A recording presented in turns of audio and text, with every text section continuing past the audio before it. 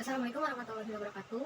Halo semuanya, perkenalkan nama saya Nurul Alvina Farinda dengan NIM 2285190044. Saya adalah mahasiswa bimbingan dan konseling Universitas Sultan Agung Tirtayasa. Saat ini sedang menempuh semester 5.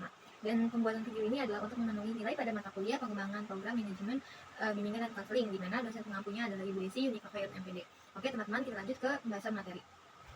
Teman-teman, saran rasional untuk program tahunan bimbingan dan konseling SMA Negeri Kota Bengkulu adalah di mana program layanannya telah tersusun dengan baik, namun masih banyak program yang belum dilaksanakan dengan tepat. Masih banyak materi pelayanan bimbingan dan konseling yang memang belum termuat dalam prota yang dibuat oleh guru pembimbing, seperti layanan mediasi dan juga konsultasi. Pengguna silabus juga hasil rumusan MGP materinya kurang sejalan dengan program yang disusun oleh guru, jadi sehingga tidak ada kaitannya gitu, kurang pas. Lalu juga dari sisi internal, problematika yang dialami oleh sebagian peserta didik bersifat kompleks, di mana beberapa diantaranya adalah problem terkait penyesuaian akademik di sekolah, penyesuaian diri dengan pergaulan di sekolah, ketidakmatangan pada pilihan karirnya, dan yang lain sebagainya. Fakta ini juga sejalan dengan hasil asesmen permasalahan yang telah dilakukan. Lalu jika dari sisi eksternal, peserta didik yang jika melihat dari berbagai permasalahan di atas, salah satu mengenai kurangnya kedekatan antara guru BK dengan siswa yang menyebabkan siswa tidak pernah memanfaatkan fasilitas BK, hendaknya dilaksanakan program yang memang dibuat sesuai dengan kebutuhan siswanya. Dan guru BK juga diharapkan selalu menjalin hubungan baik kerjasama dengan melakukan pendekatan yang baik pada siswa. Hal itu akan mempermudah dan juga memperlancar pelaksanaan layanan bimbingan dan konseling di SMA Negeri 1 Kota Bengkulu. Nah, selain itu juga pihak guru, baik itu guru BK atau luar guru BK, hendaknya tanpa harus diminta memiliki rasa tanggung jawab moral untuk menyukseskan pelaksanaan layanan bimbingan dan konseling, karena pada dasarnya program tersebut merupakan suatu program yang memang menyukseskan atas nama sekolah.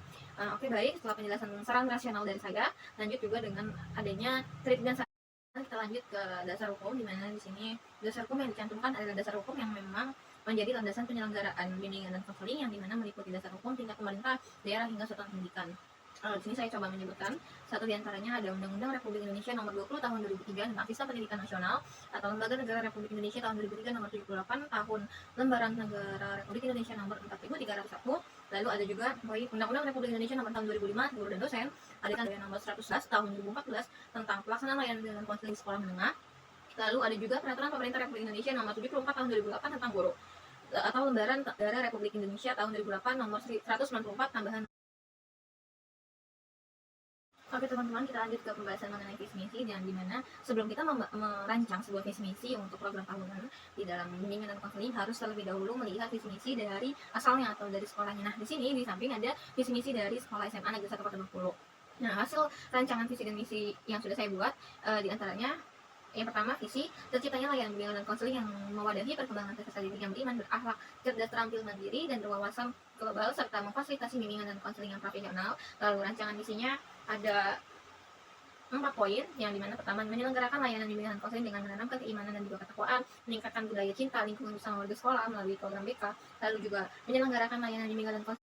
Oke, poin berikutnya, menyelenggarakan layanan bimbingan dan konseling yang mampu mengembangkan potensi minat bakat dan juga kemandirian mahasiswa melalui pembiasaan kedisiplinan dan pengembangan diri, serta menciptakan kerukunan yang harmonis bersama warga sekolah dan lembaga terkait dalam rangka melaksanakan layanan bimbingan dan konseling. Nah, rancangan visi misi yang sudah saya buat tadi, yang sudah saya sebutkan, saya merancang yang menjadi dasar acuannya adalah visi misi asli dari sekolah asal, yaitu dari visi misi SMA Negeri 1 Kota Bengkulu. Oke, kita lanjut ke pembahasan berikutnya mengenai rumusan deskripsi kebutuhan dan juga rumusan tujuan.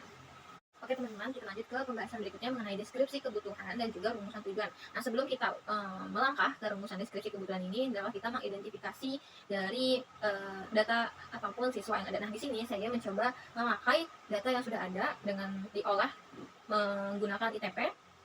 Lalu di sini respondennya berjumlah 15 orang, di mana diberikan 77 pertanyaan dan di sini saya akan mencoba menjelaskan terkait dengan 8 butir aspek terendah dari hasil analisis tugas perkembangannya atau dari data ITP yang tadi berasal dari 15 nama siswa. Yang diantaranya pertama ada aspek kesadaran tanggung jawab butir 5 sampai 6, 5 dan 6 TP-nya 3,53, dan hasil analisis saya menyadari pentingnya berinteraksi dengan.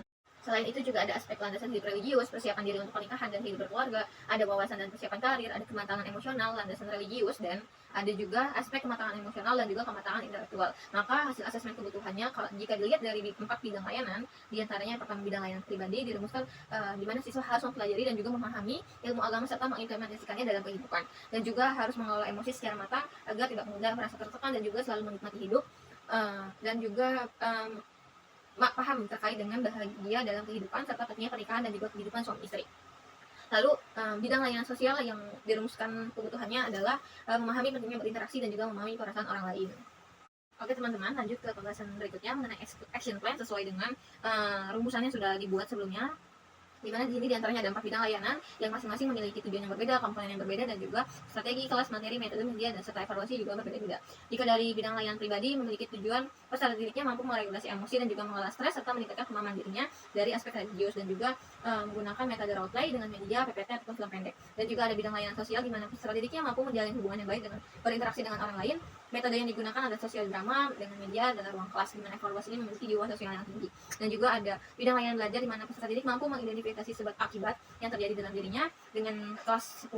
Lalu juga baik jika di bidang layanan belajar menggunakan kelas 10, nah bidang layanan karir di sini adalah menggunakan kelas 12 di mana tujuannya mampu memahami perguruan tinggi dan juga mampu mengidentifikasi pilihan karirnya. Alasannya memilih kelas 12 adalah karena kelas 12 merupakan masa di mana akhir dari siswa ini bisa merasakan atau bisa memikirkan kehidupannya setelah lulus dari sekolah. Jika yang metode yang digunakan adalah field trip supaya siswa ini tahu mengenai kampus-kampus, lalu juga mengenai gimana kehidupan di luar sekolah seperti itu. Dan media yang digunakan adalah PPT maupun video. Oke teman-teman, setelah pembahasan mulai dari rasional hingga pada tahap terakhir yaitu action point yang tadi sudah saya sebutkan, sudah saya jelaskan, di sini saya terakhir membahas mengenai evaluasi dalam BK. Nah, dalam evaluasi ini saya menggunakan metode CIPP, di mana CIPP ini dari semua jurnal ataupun artikel yang saya baca merupakan evaluasi yang paling efektif. Dan di dalam CIPP ini terdapat 4 komponen, indikator, dan juga kriteria. 4 komponen tersebut terdiri dari konteks, input, proses, dan juga produk. Di dalam konteks di sini, ini yang menjadi indikator adalah tugas perkembangan siswa dan permasalahan siswa. Jika dari konteks dari komponen input, indikatornya meliputi struktur organisasi dan fungsi, konselor, program siswa, sarana prasarana, serta pendanaan. Jika dari komponen proses, terdiri dari peran BK dan pelaksanaannya. Jika dari produk, ada perubahan sikap siswa dan prestasi belajar. Oke teman-teman, segitu saja penjelasan dari saya. Kurang lebih mohon maaf. Terima kasih.